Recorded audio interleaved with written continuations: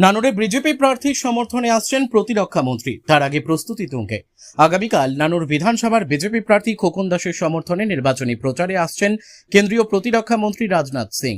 তার আগে রবিবার দেখা গেল জোরকদমে নানুর পঞ্চায়েত সমিতির মাঠে চলছে হেলিপ্যাড তৈরির কাজ।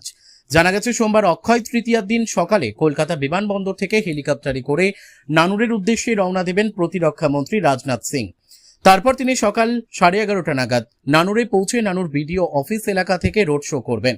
পরে দুপুর নাগাদ নানুর বাসস্ট্যান্ড সংলগ্ন স্থানে করবেন একটি পথসভাও। তার আগে ইতিমধ্যেই এদিন নানুর ব্লক প্রশাসন ভবনে শুরু করে দেওয়া হয়েছে প্রশাসনিক স্তরের বৈঠক, যেখানে বিভিন্ন দপ্তরের আধিকারিকদের উপস্থিতিতে এই বৈঠক আয়োজিত হয়। নানুর থেকে শুভদীপ গুইয়ের রিপোর্ট, বিগ নিউজ বাংলা।